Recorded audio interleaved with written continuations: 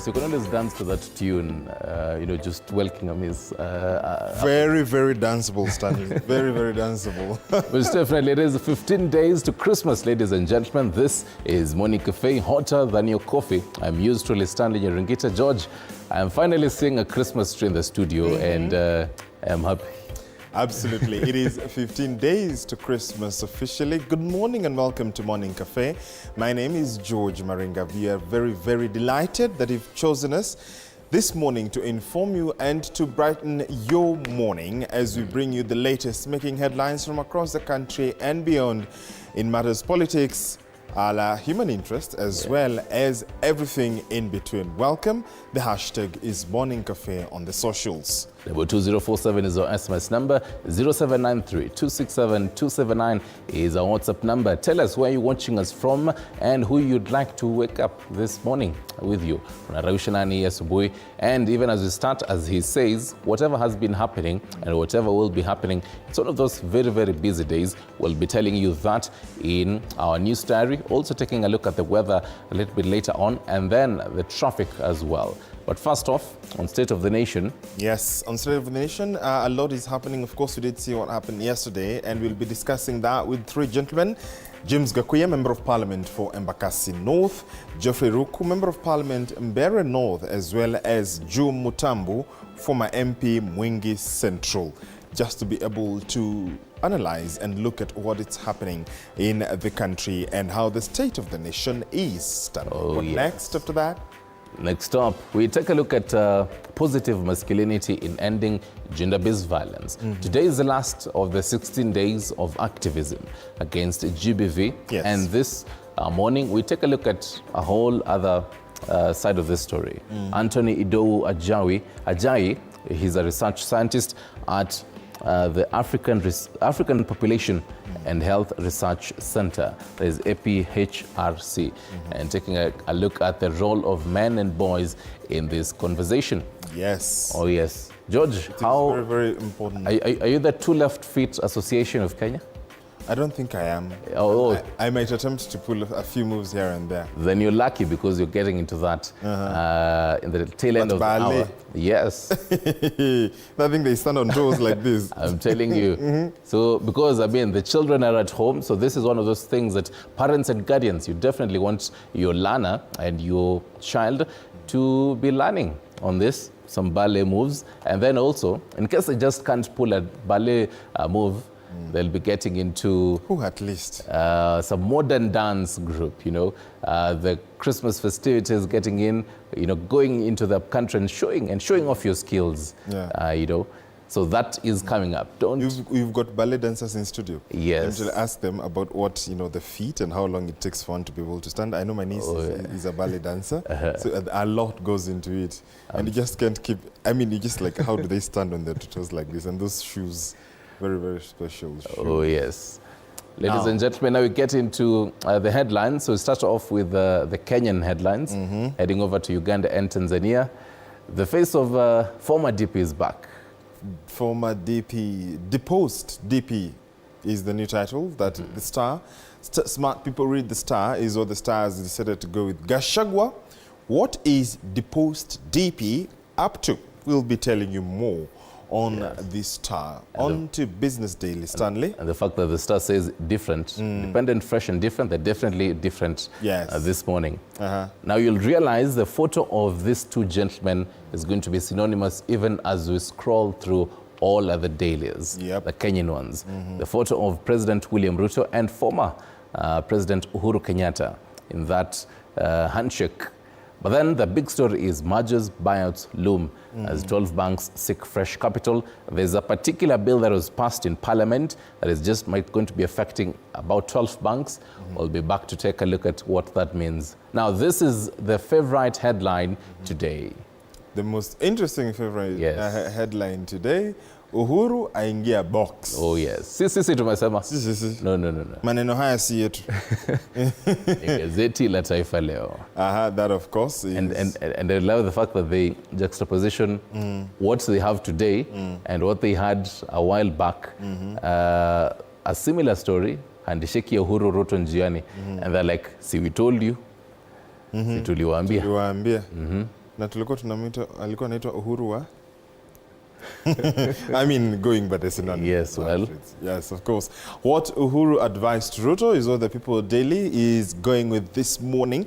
After that, a courtesy call by President Dr. William Samoei Ruto to former President Uhuru Muigai Kenyatta at his Ishaweri home in Gatundu. We'll be telling you what Uhuru specifically advised Ruto. Yes, they're calling it Secrets of Ruto-Uhuru meeting. There's just so much. As much as we were given a particular statement by the office of former president. Yes, the former President Uhuru Kenyatta telling us this is what we discussed. But then the Standard decides that no. Whatever you're telling us, there just might have been something inside that room that we will be telling you on. Stanley, you know there is jostling over the interior CS position, so we're seeing what that plays out in a few days. Why Ruto, Uhuru are closing ranks, and this is of course another handshake, the 2024 edition. We'll be telling you what this is about. Of course, every daily, this is the main story. Yes. And these photos were exclusively released by the PCS, and only one video, which was muted. So we'll be getting to know what that is all about. And of course, we have one of the analysts that we'll be having today this morning to have a conversation with. They'll be telling us, because we've seen this over time ever since 2018 with the former president. Yes. Let's see what the Daily Monitor is telling us, Stanley. In Uganda, court-martial versus other courts. Calling it apples and oranges. So as Dr. Kizza Besigye and his co-accused appear before the military general court-martial today, the contest is whether they should be before the army court or a civilian one. But how do they compare? They have extensive coverage of this on pages 2, 3, 4, 5, and 6. And I remember last week, George telling us that this was anticipated today. Yes. The Besigye, as well as his co-accused, were remanded, was it on 2nd of December? Yes. So until today. Yes. And that is when they're going to be getting this. And then now fresh details emerge. You remember last week us telling you that Mother Karua, Kenya leader party leader, had filed to also be among the contingent of the lawyers here. But then, Pale Uganda, they're asking and saying, now according to the secretary to the council, they say in a quote, there's no indication that you intend, now you is Mother Karua, you intend to bring any special skills or knowledge that the contingent of legal practitioners in Uganda do not hold. But according to Mother Karua, she says, and I quote, on the issues of whether I bring any special skill, with respect, it is for Dr. Kizza Besigye and other law counsel to determine and choose an advocate or advocates of choice. Absolutely. And of course, she did tear into that decision by the law counsel and addressed in that press conference where she spoke, because Kizza Besigye was coming to her book launch last month or before he was abducted. Oh, what else do you have? Something else at the very top. Now, this is something that I don't know the last time we ever saw this news in Kenya, but apparently in Uganda, they're saying, guys, by the way, we have quite the dollars there. Some chum-chums. Yes, why Uganda has US dollars in abundance. You know, I think we at a time when, comparing it to a time when Kenya was having a shortage, there's some very interesting news coming in from Uganda. Why Uganda has US dollars in abundance? Well, we should be seeing that translate into the shilling for Uganda. We'll wait and see maybe how that will be translating to. Yes, wait and see how that will play out, and of course the Central Bank of Uganda and how it's behaving and seeing what will happen. Mwananchi, mzigo wa mawaziri, this is after baada ya Rais Samia Suluhu Hassan kuteua baadhi ya mawaziri kuanzia madai ya katiba moja, mabadiliko ya sheria kandamizi, utendaji vyombo vya utoaji haki, matumizi ya teknolojia kwenye mchakato wa kesi, uboreshaji miundombinu ya mahakama. Dr. Damas Ndumbaro Dr. Ashatu Kijaji kwenye waziri ya mifugo na uvuvi, migogo ambayo anatarajiwa kusuluhisha ama kutekeleza migogoro ya wakulima na wafugaji, elimu ya wafugaji kuongeza tija, bei ya vyakula vya mifugo kupaa, uimarishaji shirika la uvuvi haramu, ahadi ya boti kwa wavuvi, vile vile ujenzi, that is construction, if you call it. What was that? In Kenya it used to be called what? Minister of Planning. Yes, and housing. And ujenzi, madai ya makandarasi wazawa, vivuko vya Kigamboni, Magogoni, ukarabati barabara na madaraja yaliyoharibiwa na mvua na majanga, ujenzi, kutokidhi viwango na kufanya ukaguzi wa miradi kulinda ubora, na vile vile Innocent Bashugwa, mambo ya ndani, home affairs, that is masuala ambayo Samia Suluhu Hassan anatarajiwa kugusia kwenye baraza jipya la mawaziri. So now, George, since Samia Suluhu took charge in 2021, she has done the cabinet reshuffle for 15 times now. This is the 15th time. 1, 2, 3, 4, 5, 15. Yes, so 15 times. In Kenya, we might just be having a looming, probably a cabinet reshuffle, or then, remember, we don't have yet substantive interior cabinet secretary, as well as one for gender. Yes, so again, the naming of that. Yes. We wait to see if Kenya may just be copying Tanzania on the same. Yes. We will be telling you what it is all about. The eCitizen BRT extension boost as DART World Bank arm sign agreement. Belt and Road, I think, initiative. Yeah. Yes, I mean BRT, transit. Transit project. In a major move to enhance public transport in Dar es Salaam, the Dar Rapid Transit Agency has signed a contract with the World Bank's International Finance Corporation that is expected to accelerate implementation of the next phases of the Bus Rapid Transit project. In Kenya, that seems to have been a far-fetched dream that was just touched and went. From the former administration, what just remains are the remnants of what was to be the BRT. But well, Tanzania seems to have gone with that because the Tanzanian government, according to DART's chief executive, Dr. Athuman Kihamia, the Tanzania government's commitment to improving public transport in our cities, this partnership with the International Finance Corporation is a crucial step towards achieving that goal. Yes. Something else that is rarely talked about in Tanzania, the politics and electoral systems, but it's something that is similar also to what Kenya is also ailing. What ails Tanzania's electoral system and how it can be fixed. Analysts have proposed how Tanzania can fix its electoral system, which is perceived in some quarters as deeply flawed. Now, this coming on the backdrop of them having their civic polls, that was last month, where they were choosing their street leaders, and then in preparation for their national elections come next year. Remember also, Uganda is preparing for their national elections in 2026. So this conversation about electoral system in Kenya, Uganda, and Tanzania is quite rife. Did you say this is the patriotic newspaper? Yes. Actually, I think so far, if you've been watching us, and you'll realize that for this particular paper, The Citizen, the one time that they will ever have a very negative news is once in a blue moon. It's always very, very interesting conversations. Another interesting one here. Yeah, Trump vows to end birthright citizenship in the US. So, as it stands, if you were to go to the US with your spouse and the child is born there, they automatically become a US citizen. So what Trump is saying, if the parents aren't US citizens, then the child would not become a US citizen. Ooh. Yes, it's been a loophole that people have been taking, and using. And then I'm curious, because of this, Zanzibar and EU enter into agreements on key areas. Did you notice, by the way, that the European Union is making entry into Africa, especially into the East African community, with very heavy and very important partnership agreements? We already have the economic partnership agreement between Kenya and the EU. We've seen they have ventured into Zanzibar.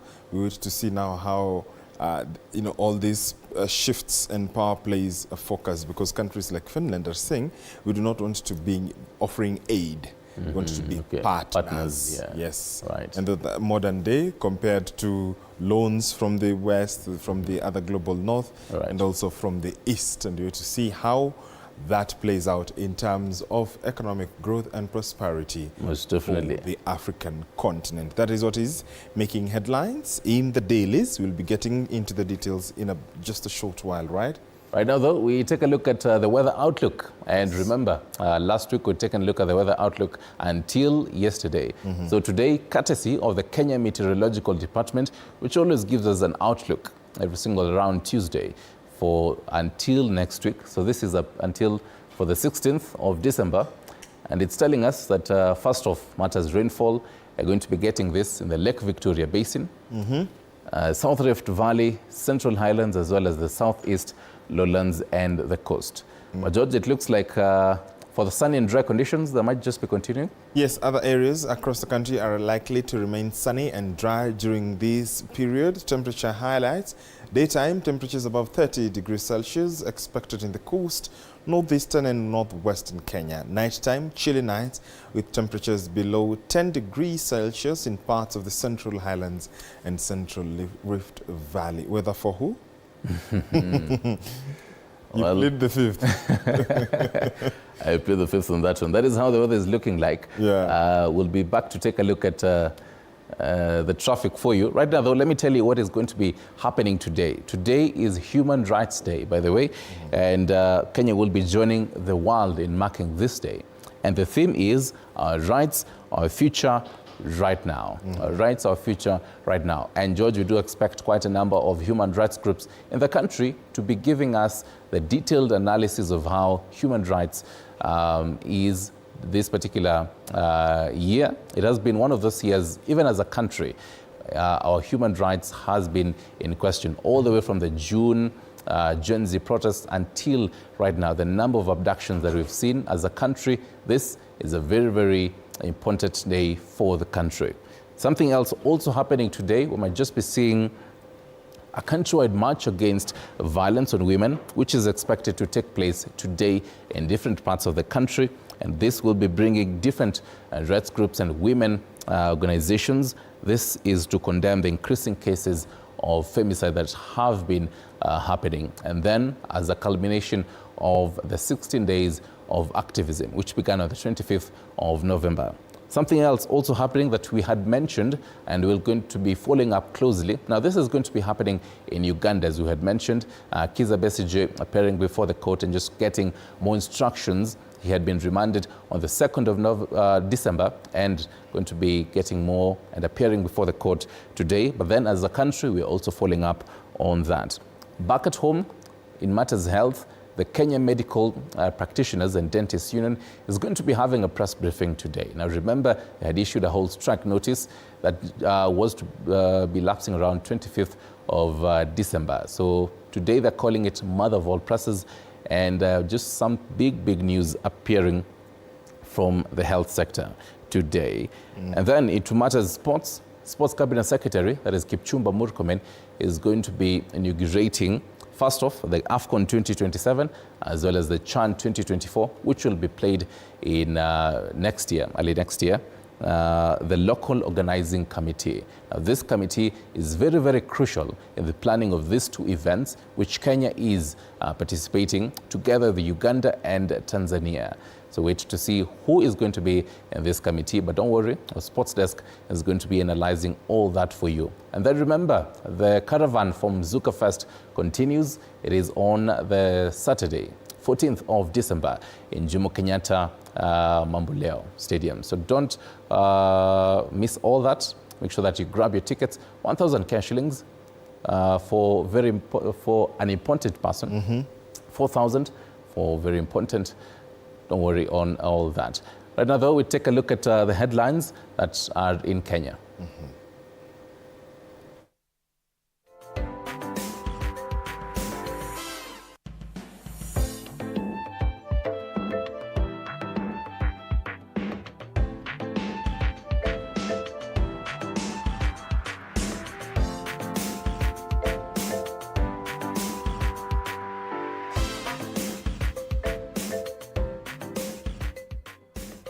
Right, we do start off with the Standard. Yes. They're saying secrets of Uhuru meeting. I can see you're already holding the physical copy. Yes, yes. The Standard, Kenya's bold newspaper, is what it says. The secrets of Ruto-Uhuru meeting are coming together, whereas President William Ruto and former President Uhuru Kenyatta said they spoke of national unity, high taxation and harassment. Mt Kenya politics and the broad-based government were at the center of the discussions in Ishaweri, Gatundu.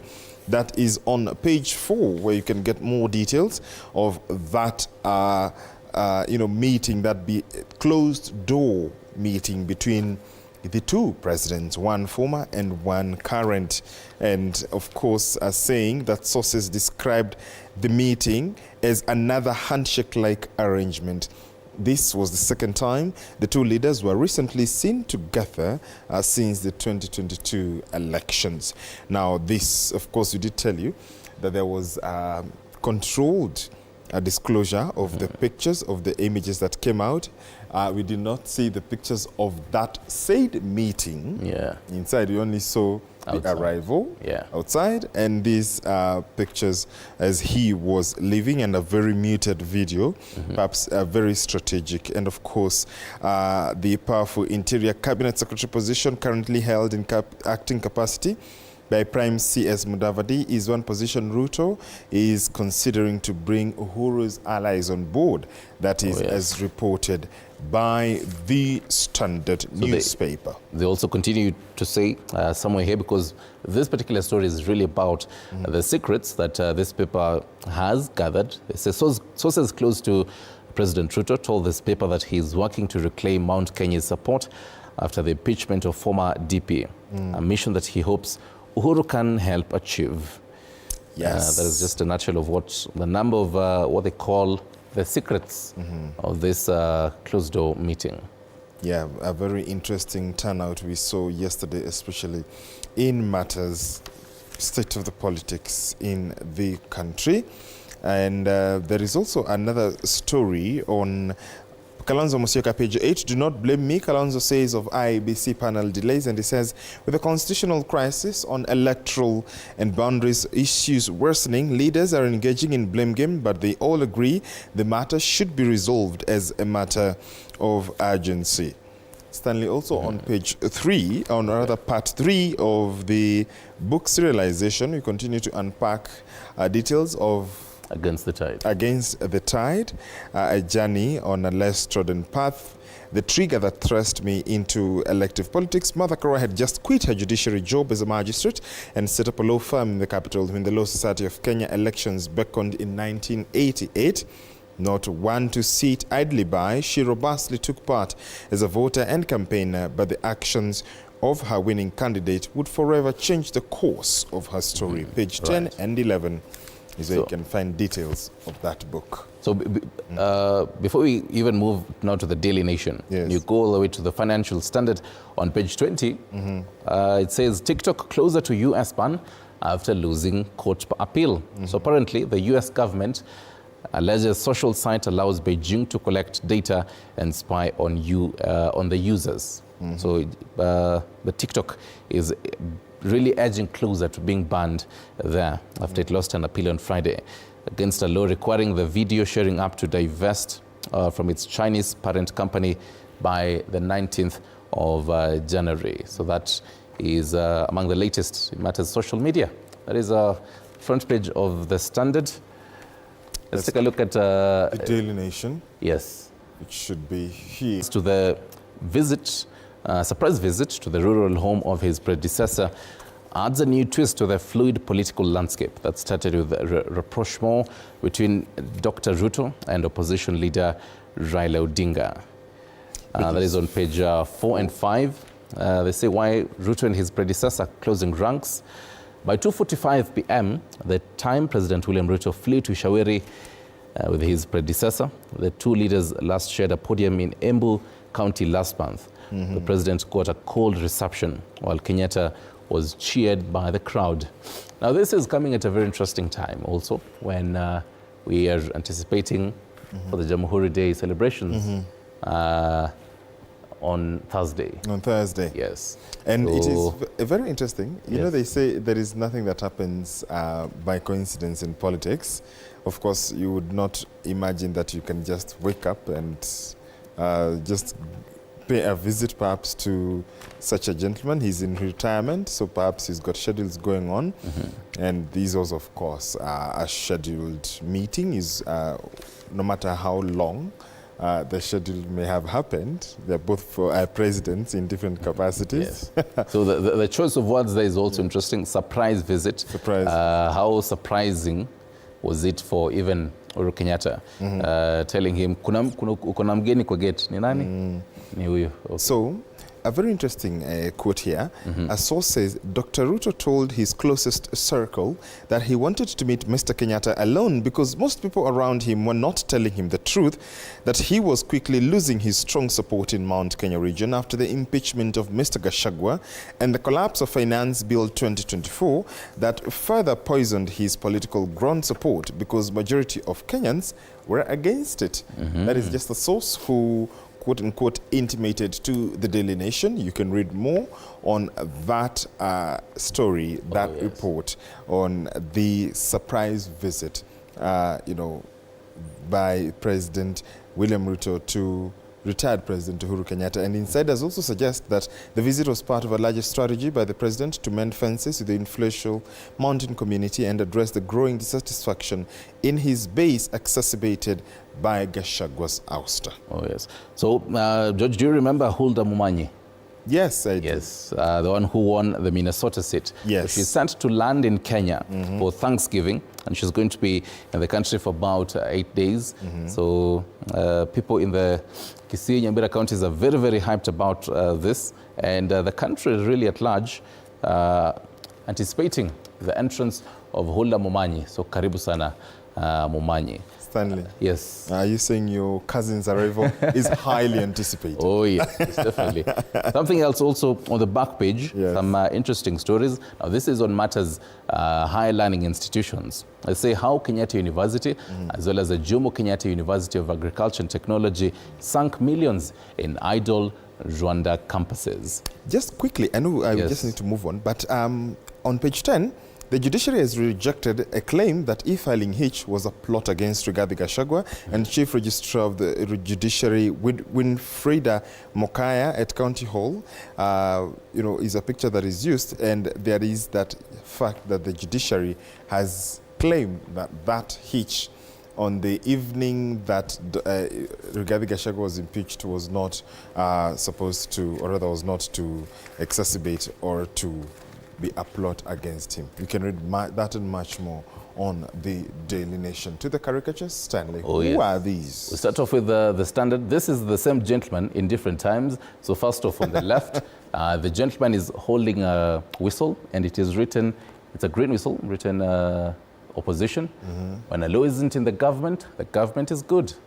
But then some months later, he appears now to be huge, and his statement has been tweaked a little. When a law is in government, the government is bad. And he's holding sack written energy. And you can tell who that is. Going, but even the spectacle. Yes. This is Daily Nation. Again, they're also giving, I love the fact that both of them are giving in different times. So do you remember this particular day? The first frame. The first frame. Yes. IBC must be properly constituted. Are these the famous four? Yes, the four IBC dissenting commissioners. And they have their Raila Odinga breathing fire. And then, years later, keep quiet. In matters sports, this one, they have this gentleman who his regime ended on Saturday. He was the outgoing Football Kenya Federation president, Nick Mwendwa, and he says, as you can see, I left the house in good shape. But then the house that he's talking about is a mud-walled kind of structure. There's written FKF, and there's a gentleman there giving him the red card. I don't know who that is. Maybe the new one that has come in. Finally, George. Yes. The same conversations about IEBC. Same conversation about IEBC. The vehicle, the green one, has broken down, and it's just over there. We are just seeing how everyone is looking at it and trying to fix it. But of course, this one looked like it had stalled properly because it was resting on some bricks, or is it some rocks? And that is usually very akin to situations that we are yet to see. Most definitely. Quick look at the traffic. First off, this is a Thika Road, as you can see, and then this is Kiambu Road. Kiambu Road is clear, Thika Road as well, all the way from KCA, but then you might just be getting the bottlenecks. That bottleneck there, just after the Muthaiga roundabout. Somewhere else, Jogoo Road is looking clear, but then from Makadara heading into Jogoo Road, there are some few patches of red as well as yellow, but then it's just going to be clearing off. Lusaka Road is also clear. Mombasa Road, yesterday was bumper to bumper, today is whole free, but at the bottom there, oh yes, as you can see, from this is just after. This is what, GM? Yes. GM all the way to just before you get to Airtel. Yes, so as you can see that whole stretch. Finally, let's zoom out and see how Ngong Road is looking like, as well as Ngong Road is clear actually this morning. Ngong Road is very, very clear. This, you can be sure this is just because of the lights. Yes. Yeah, oh, and it's actually just cleared here. This is just before you get to Mara Road. And Hospital Road, it's gotten clear. Yes. A clear morning, and then this just close to the roundabouts in Yaya Center, as well as Cotton Avenue. Just sides of Kilimani, that is. Yeah, and then this other part of Ngong Road as well. Just to get to Prestige Plaza. These are places that are famous for those lights. You can be sure that's why there is quite some traffic, but only in those areas it is looking clear and most looking definitely good for the better part. Oh, yes. But, yeah. All right. State of the Nation coming up. State of the Nation, indeed, is coming up. We did tell our viewers whom we are expecting. First off, James Gakuya, Member of Parliament, Embakasi North, is already in the building. Joe Mutambo is also going to be there as well. Who else? Geoffrey Ruku, Member of Parliament, Mbeere North, will be the panelists on State of the Nation this morning. Later on at around, later on at around 8 a.m., we get into the conversation about the role of men in ending gender-based violence, a whole positive kind of most positive masculinity. Anthony Idowu Ajawi is a research scientist. He'll be here helping us understand that conversation. And then later on, towards the tail end of the show, we break a leg with some ballet dancers and some modern dance groups. So, weka remote chini, usiende mbali. George? Their kahawa, their chai, ongeza volume. It's about to get more in-depth as we look at matters making headlines this morning and the show we have lined up for you.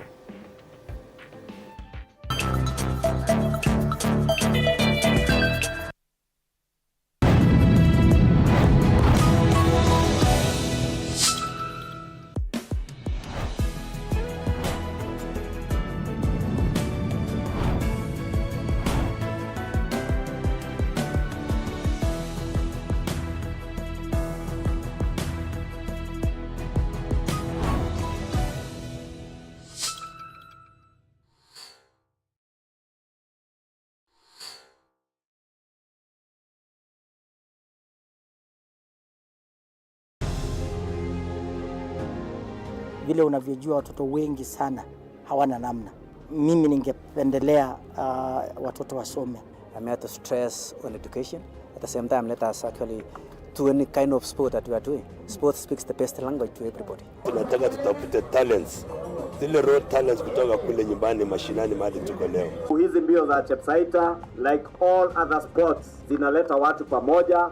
We want to use this event to uplift the lives of the community. Anafurahia hii mchezo sana. Hata sikaange naambianga watu tuende Chepsaita. Wanafunzi wakimbie ili wakuze talanta ya mbio ama kuhimiza tena elimu. This is the place to be. Hapa ndipo mahali wanastahili kuwa tarehe 7. Wale watoto walikimbia last year, wamekimbia mpaka wamefuka mipaka zetu za Kenya.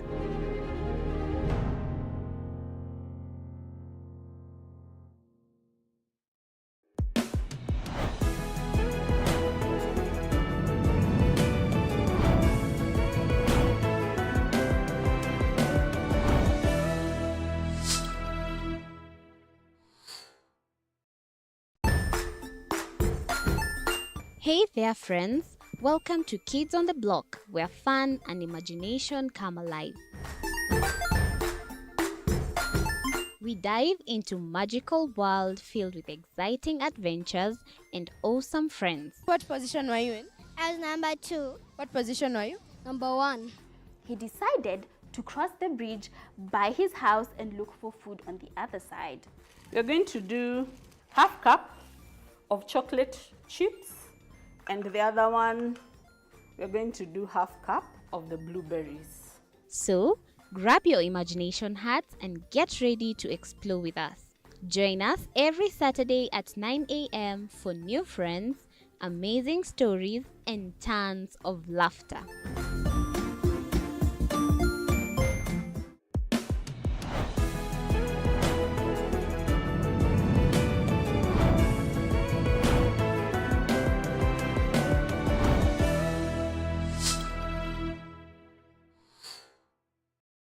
Join us as we explore the journeys of those who defy the odds and break barriers. We dive deep into the stories of triumph. Sometimes when parenting a child with a special need or whatever disability, family life becomes a bit complicated and you may end up raising the child on your own. Here, we inspire. I have a farm which one we showcase with other dyslexic youths and autism how to farm. Motivate. It's never easy, but what we do, the best thing is to work with another parent who has an elder child than yours. And break through the barriers one story at a time. Push your boundaries beyond the limit. Saturdays at 8 p.m.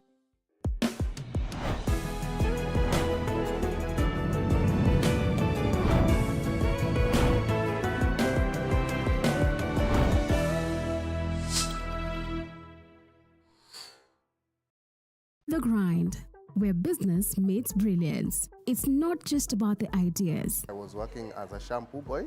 I used to wash clients' hair on the sink. It's about making them happen. From big wins. In primary school, when we would be asked what people want to be, I was categorical that I want to be a nurse. To hard lessons. The consoles change, the gaming equipment keep changing. We cover it all. Tune in to The Grind, where every episode is packed with insights. The person who is serving customers, always be a customer-centric. Strategies. When you pay attention to detail, you get luxury items. And stories to fuel your ambition. Don't just dream it, grind it. Mondays at 7:30 p.m.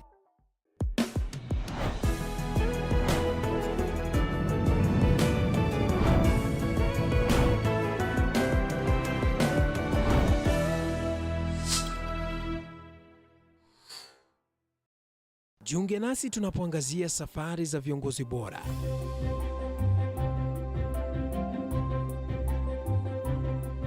Kutoka kwa ushindi mkubwa hadi masomo magumu. Wakati wetu kwamba wasichana si wa kusoma, ni wa kuolewa, ng'ombe ipatikane, wazazi wakuwa watajiri. Tunashughulikia yote. I wish I were a better investor. My parents taught me how to look for things for myself. Tazama Mfahamu Kiongozi, ambapo kila kipindi kimejaa maarifa, mikakati na hadithi za kukuza azma yako. For me to succeed, I have to fight. Kila Alhamisi saa 1:30.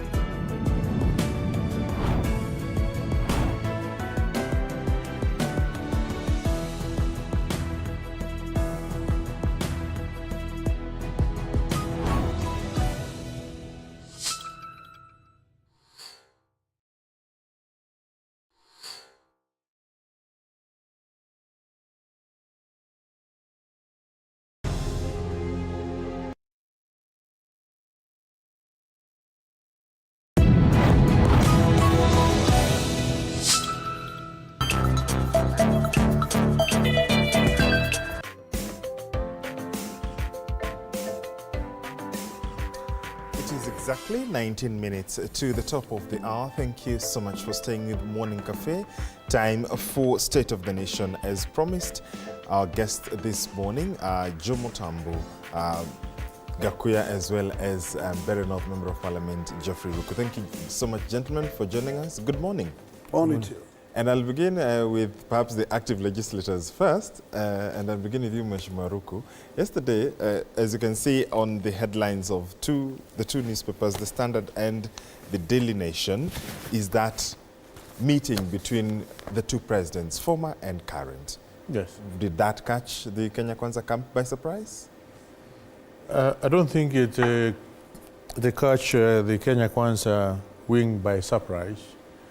These are two gentlemen who have worked together for many years.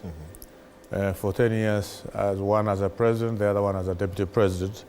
And also even before, they have worked together in previous administrations.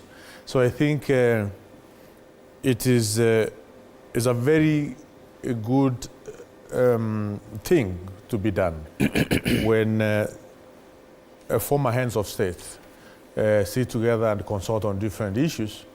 Even the Constitution of the Republic of Kenya, or the laws of the Republic of Kenya, provided such kind of consultation. If you look at Retirement Benefits Act, stipulated clearly that the president, a retired president, may consult and may be assigned different assignments by the current president. So I think this is the way things should be. It is true there was very contentious elections, very emotional, very heated, and they were both pulling from different sides. But politics is not enmity. Campaigns don't form permanent enmity. This is what mature democracies should do. We witnessed this with the former President Moi and President Kibaki. When Moi retired, he said, told Kenyans, let's support President Moi Kibaki. He is the president of the Republic of Kenya. He is my president, and I want Kenya to succeed. So I think this is the right way, and we are likely to see more scenarios in the coming days because we want to have broad-based government, and I will not be surprised to see very strong supporters of Uhuru Kenyatta in previous campaigns coming to government, moving forward. So I think it's something in the right direction. We want a broad-based government. We want to unite all the corners of the Republic of Kenya. Kenya is one. We have one flag. We have one national anthem. We have one constitution. We have one map. So let all be one as a nation. I was asking, I started with you because it was in your county that the last meeting went, they met at that ordination ceremony. Yes. And there was that reception we saw for both presidents, William Ruto and Uhuru Kenyatta. Do you think this perhaps signaled them to be like, okay, we need to have a consultation and see how we can cool the temperatures of the mountain? That is one aspect of it, but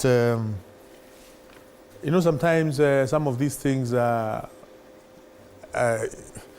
agitated by specific people. Yes. When we go out there and try to incite Kenyans in line of tribe, with a lot of triple venom, that is against Article 10 of our Constitution. We are not supposed to, when we are leaders of certain stature, not only certain stature within the nation, but also all the leaders elected in the Republic of Kenya, we should not go out there and incite Kenyans in tribal lines. We have seen what the former deputy president has been doing, inciting Kenyans in tribal lines. That is archaic, that is mediocre, and it's something which should be condemned with the strongest terms possible.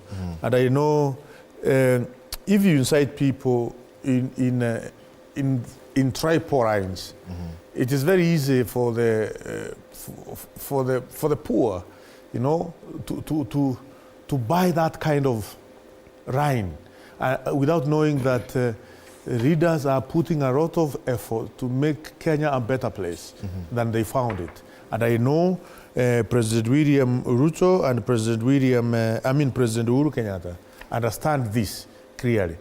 President Uhuru Kenyatta understands how difficult it is, how that indeed this administration means well to the Kenyans. And anything that he may be able to offer, regardless of how minute it may be, it will go in the right direction. Any step in the right direction, any effort in the right direction is good to be done, not only at the moment, but any other time, to push this country united and to make the necessary economic strides which are seriously needed by Kenyans. Mr. Magakuya, what do you make of that meeting? Because it's the hot story, it's the leading story in both in the Standard and the Nation newspapers. Thank you. Allow me to salute the viewers wherever they are watching us from this morning. Okay. And also coming to your question. Our observation on these particular basis is totally different. And it's going to be interpreted by Kenyans on a very different interpretation. Well, let me say, my next panel member from Bele, he must not distance himself from propagating tribal politics. And he's in record declaring Mt Kenya East a separation from the entire Mt Kenya. And that, to me, is a serious propagation of dividing the same mountain. So you cannot decide, it is not any difference from what Gachagua was doing. Even it's better, I talk of Gachagua because he never separated the communities who lives in that particular entire region for those various number of years since they were created by God. And coming to yesterday's visit, it is very hypocritical. And this is a clear statement that even in America, where there was there was an indication that there was a meeting between Laila, the former head of state, Uhuru and Kenyatta, and the current head of state, was real. And in this particular yesterday's visit, personally, I would take it as Uhuru and his failure to comment on Gachagua's hammering during the purge was hypocritical. And actually, he knew this nation. And there was a big blessing for him, for where Raila today is positioning himself. And you cannot tell me, since Uhuru has never distanced himself from being the chairman of the Asmio fraternity, it tells me he understands very well what Raila does, and they are in good communication.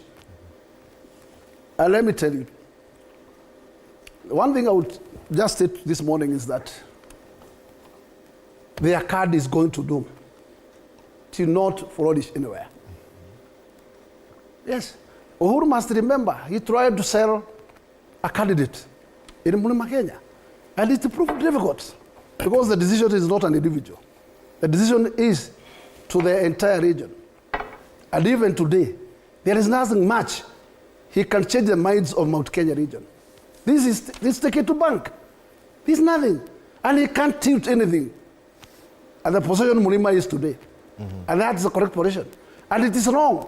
If the head of state did what he did, thinking that in fact he can have a fallback, use the former president to have an entry back to this mountain, that was wrong political arithmetic. And I can tell you, he lost it. Yes.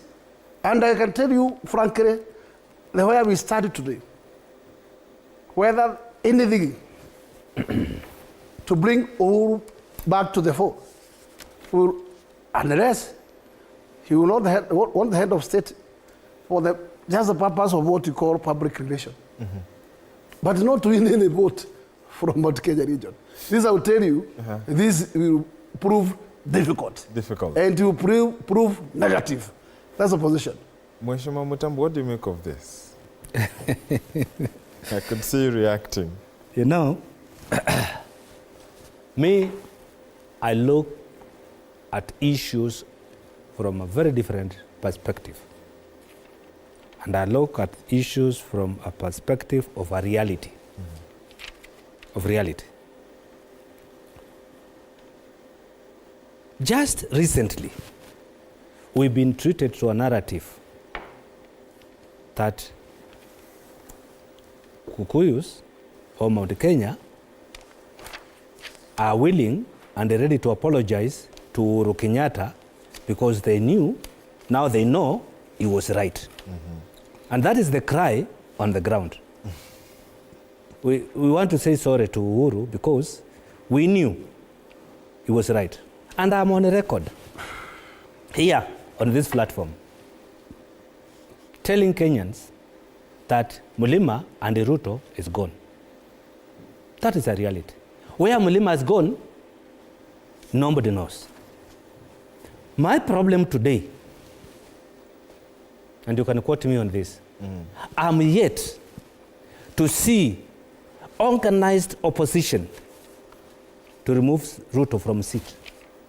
And I'm talking of today. Maybe after tomorrow, when Mbasu goes out, they'll do other things. I'm talking about today. I'm yet to see organized opposition to remove Ruto from seat. Today. I don't know about tomorrow. But as of today, I cannot see. I'm yet to see. So, this, you know, they say a picture speaks 1,000 words. Yes. This picture, for some people, it may not be, it may not mean nothing to the elite. Okay?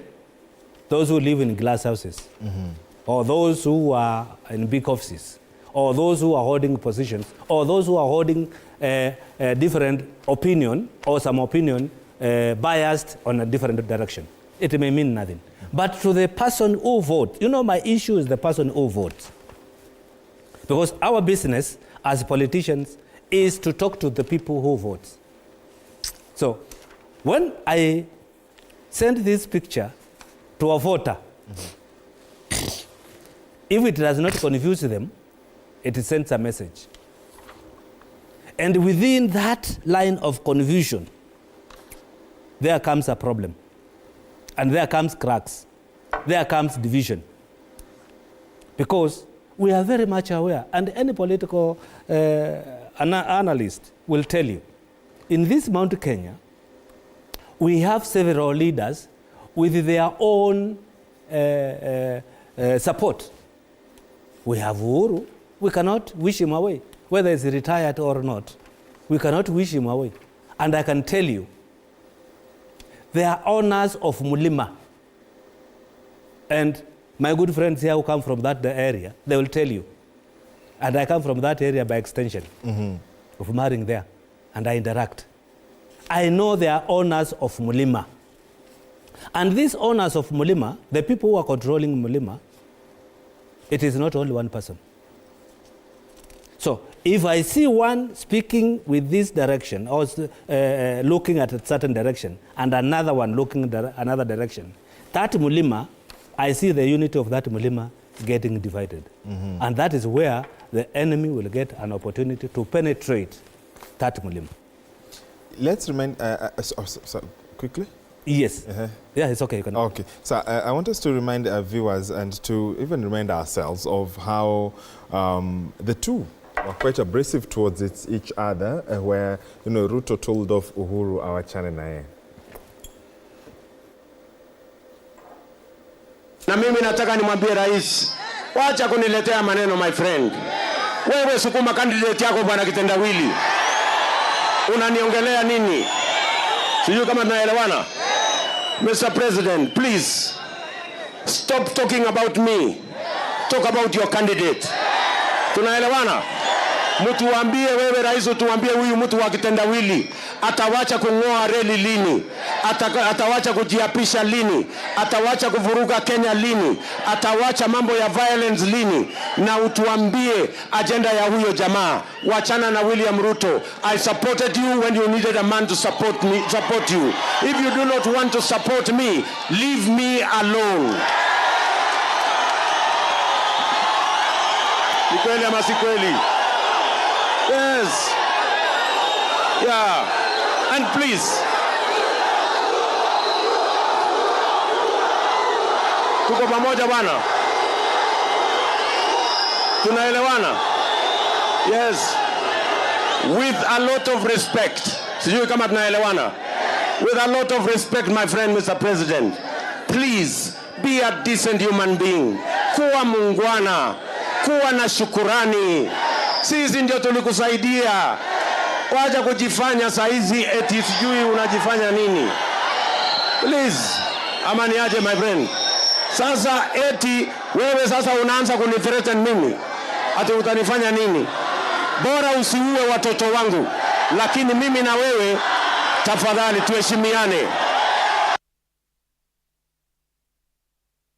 Of course, that was during... I just want to make just a very brief commentary. Yes. One, we cannot forget on how our politics have been always get some alliances, and how these alliances have been crafted. But there is one thing I would state very clear today. I would like my good friend, Honorable Mutambo, just to completely heal his suspect that Murima may be splitted. I can tell you for sure. Speak of another community, but let Murima speak for themselves, and I can assure you, at the point we are, I am not saying that things cannot change, because it's only a fool who cannot change his mind. People changes their minds. Mm-hmm. But I can tell you this will not matter through I can call an arbiter. This cannot work that electorally. William should concentrate on development. He is required to give Murima what they deserve. If they need water, give them water. If they need care of roads, give them roads. Give them development. But the rhetoric of politics will not change them. Mm-hmm. Don't bring factors of whoever.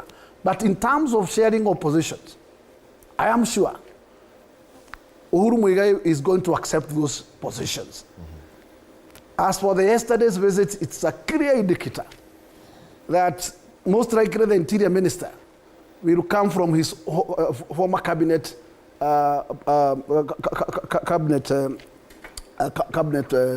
carrier. Mm-hmm. And most likely, the changes we have seen in the new PS's recruitment or advertisements of what we call interview, this can also give an entry of Uhuru getting some shares around there. And most likely, there can be a probability of having further cabinet reshuffle. And where most likely, the membership that actually got themselves positioned in the last reshuffle from Mt Kenya, most likely most of them are going to see the exit. And probably some stronger cabinet carriers will come in. So those changes, to me, they are most likely going to appear. But I can tell you, the changes will not change the minds of that particular community. What can only change their mind is getting what were promised. And the promise was development. Mm-hmm. Me, I would ask the head of state, concentrate with winning the hearts of Mt Kenya by giving them what they deserve. And this, concentrate on making sure that the agriculture is working, mm-hmm. where tea, coffee, milk, and horticulture is going to be given priority. Mm-hmm. And finally, look around issues to do with all these infrastructures. And that can possibly win them. But bringing these old guards, to me, it will be no change to that particular region. Would you be able to hold that? We take a break.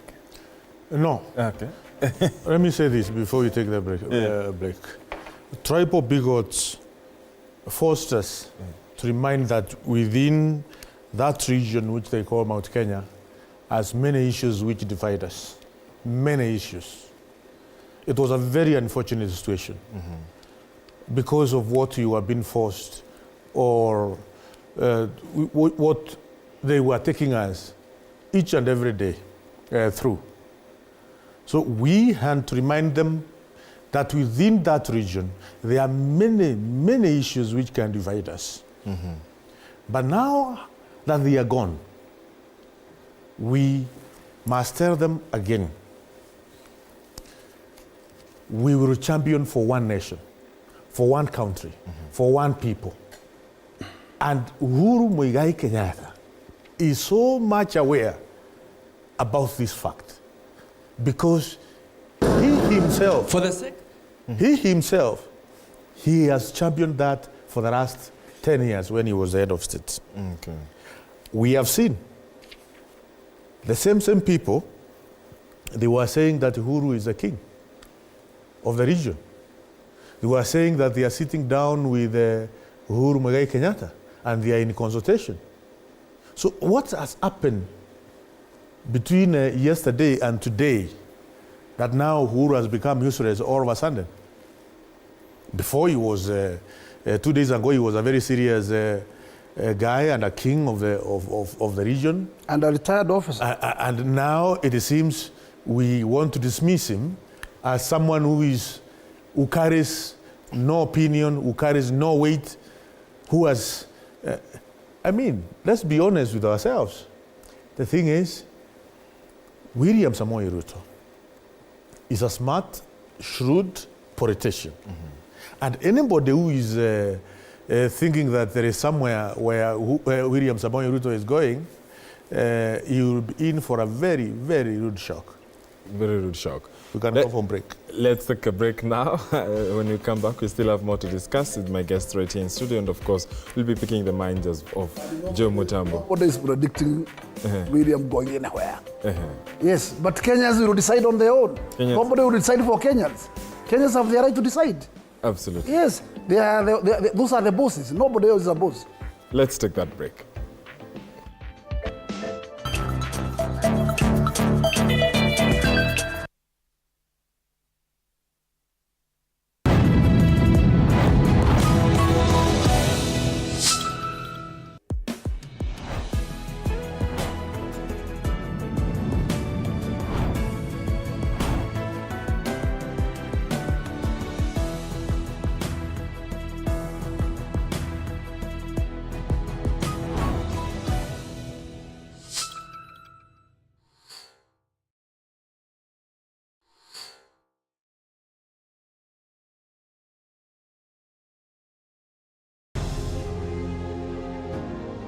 Vile unavyojua watoto wengi sana hawana namna. Mimi ningependelea watoto wasome. I'm here to stress on education. At the same time, let us actually do any kind of sport that we are doing. Sport speaks the best language to everybody. Tunataka tutafute talents. Zile raw talents kutoka kule nyumbani mashinani mahali tuko leo. Hizi mbio za Chepsaita, like all other sports, zinaleta watu pamoja.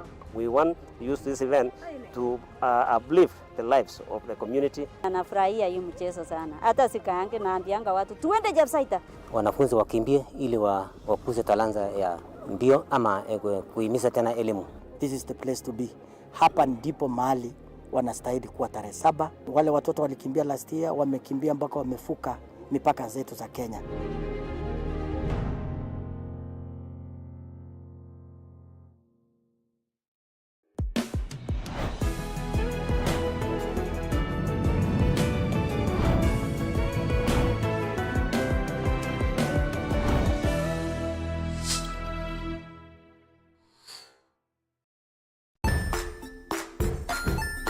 Hey there, friends. Welcome to Kids on the Block, where fun and imagination come alive.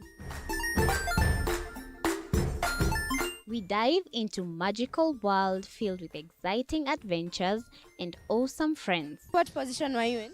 I was number 2. What position were you? Number 1. He decided to cross the bridge by his house and look for food on the other side.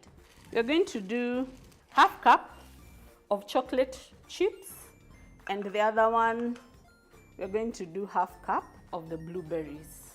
So, grab your imagination hats and get ready to explore with us. Join us every Saturday at 9 a.m. for new friends, amazing stories, and tons of laughter.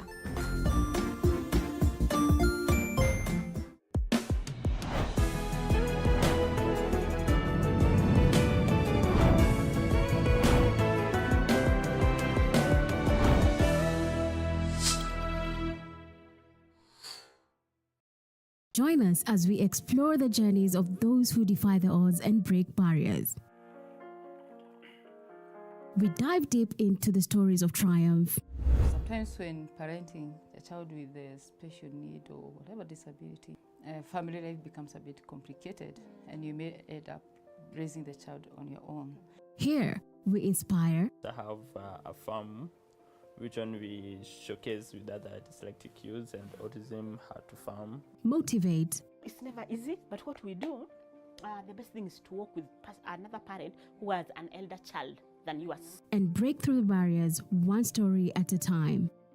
Push your boundaries beyond the limit. Saturdays at 8 p.m.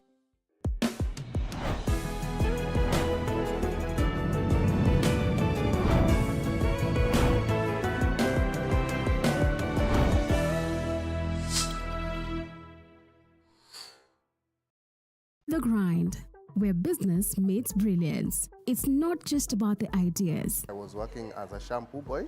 I used to wash clients' hair in the sink. It's about making them happen. From big wins. In primary school, when we would be asked what people want to be, I was categorical that I want to be a nurse.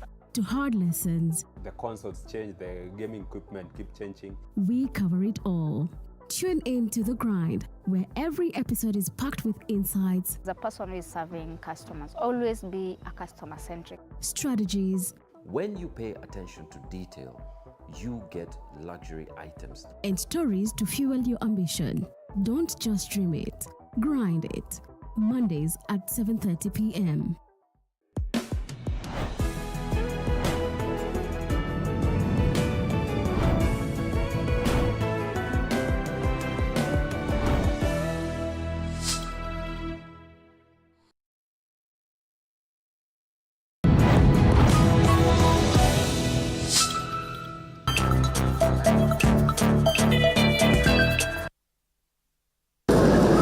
For the second time in less than 1 month, former President Uhuru Kenyatta and his successor William Ruto have met in unclear circumstances.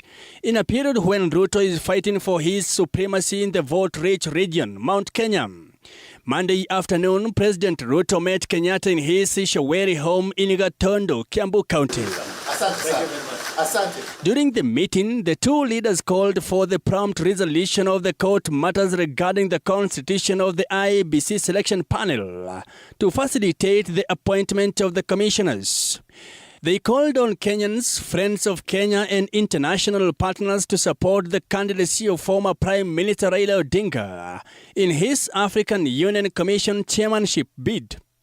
Part of the statement read, and I quote, President Uhuru Kenyatta agreed to be consulted privately or otherwise in efforts that lead to a hopeful, prosperous, united and stable nation.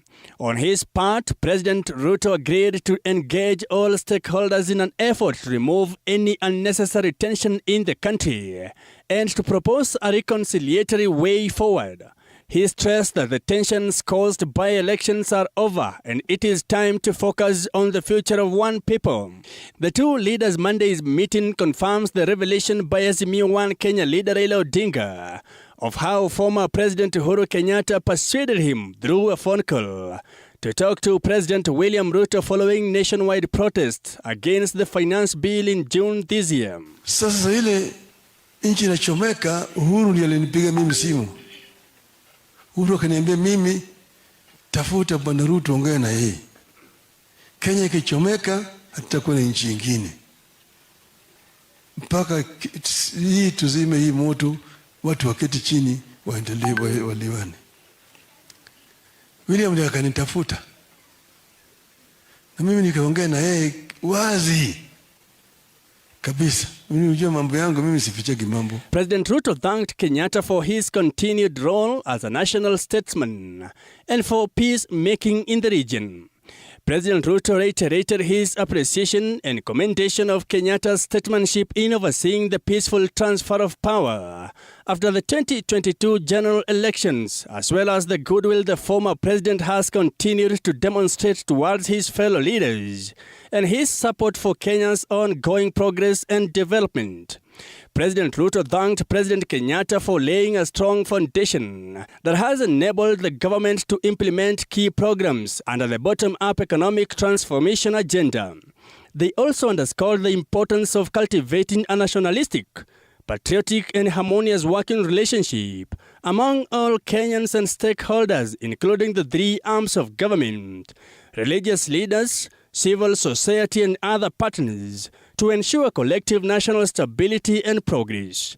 This coming just days after religious leaders accused the government of failing in its promises. The sitting between the two comes just months after former Deputy President Rigathi Gachagua was impeached.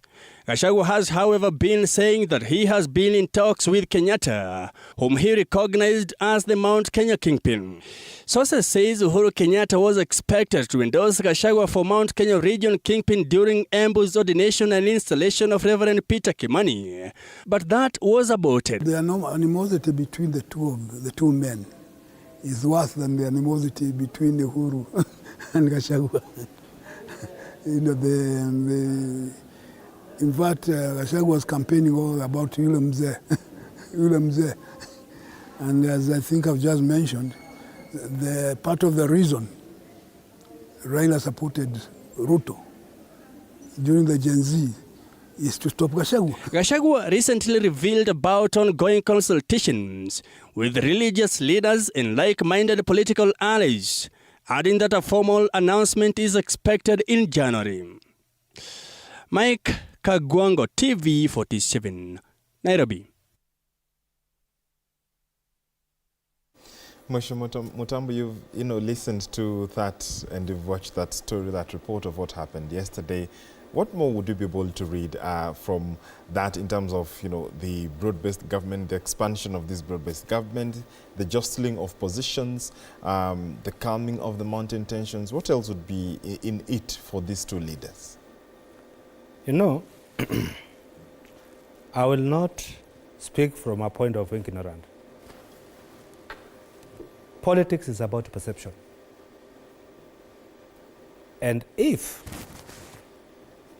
the perception of Ruto and Uhuru coming together, if there is anybody in this country, me, I have nothing against Ruto, I have nothing against, both of them are my friends. Both of them have worked with them. And I have no problem with any. Mm-hmm. But I will not judge or condemn any of them and say that Uhuru is a spent cartridge. I will not do that. Any leader, either elected or formerly elected, he has his following of either 10, 5, 15% from where he comes from. Today, if somebody wants to get something from Mheshimiwa here, his constituency, and he is very adamant that he don't want to join them, he will simply go to his opponent. And we cannot ignore his opponent in totality. He has something to offer. Either 2, 3, 4, 5%, he has. So, Uhuru being a former president and being a person from Mt Kenya, I will not write him off.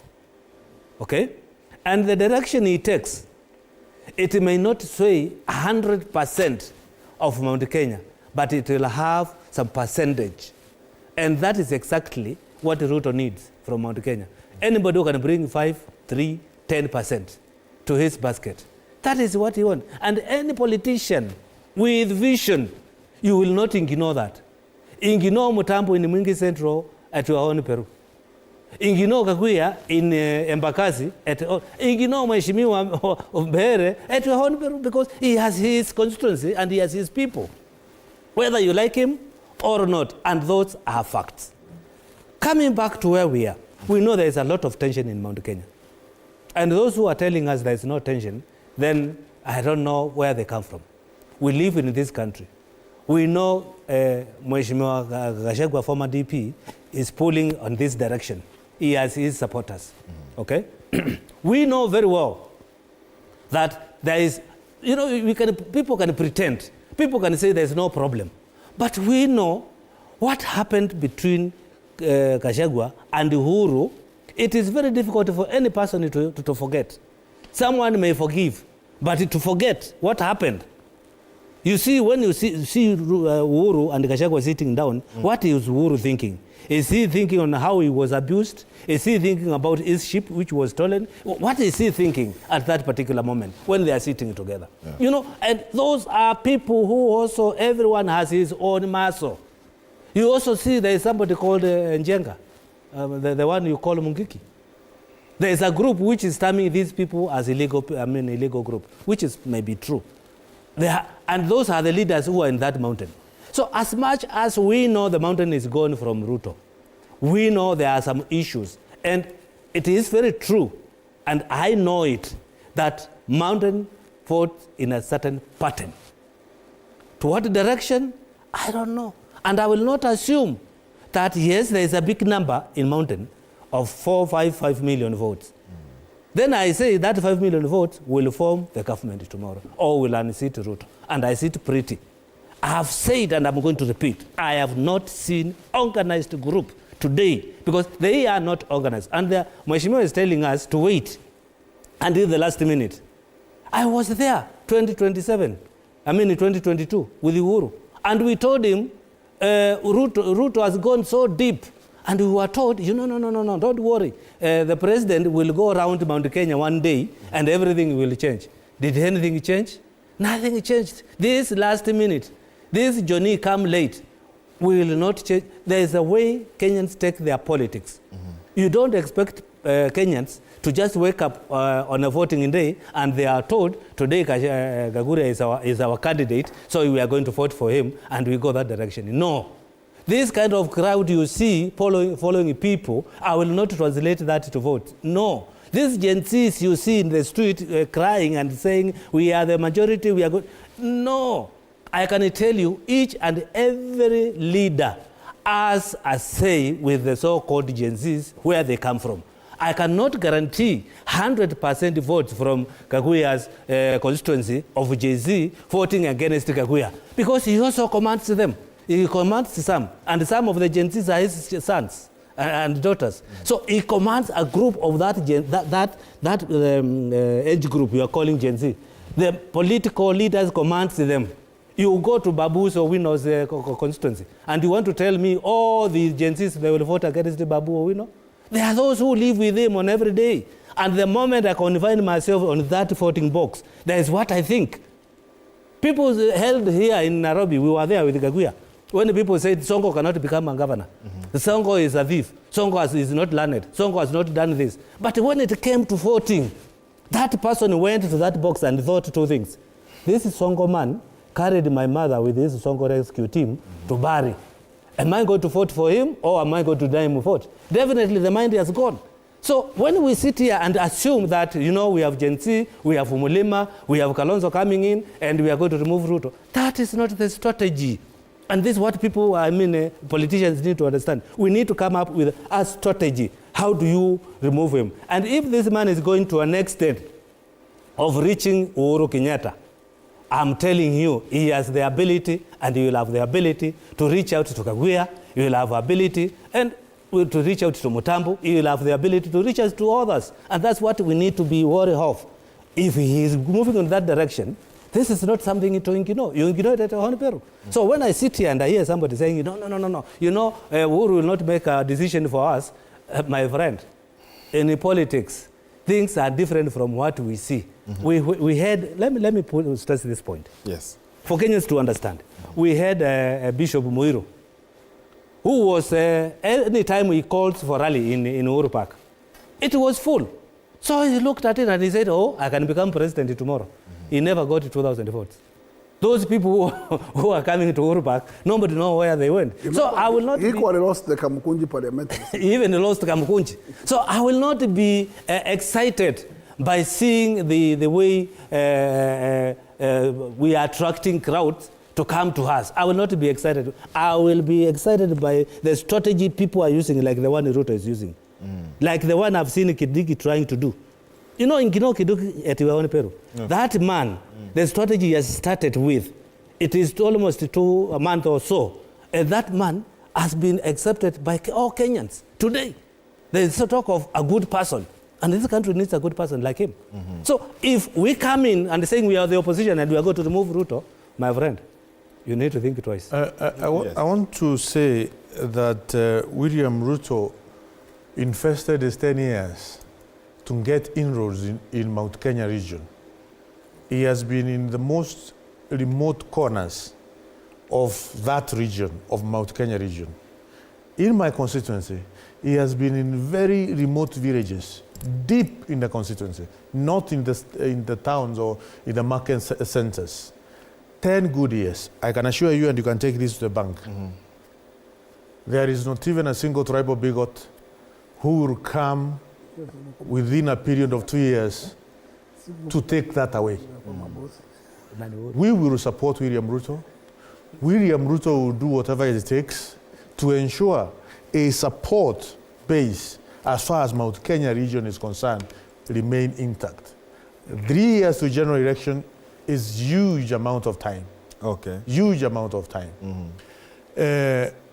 And for the tribal bigots who think that they assisted William Ruto to garner all those votes that is secured in Mt Kenya region, they are mistaken.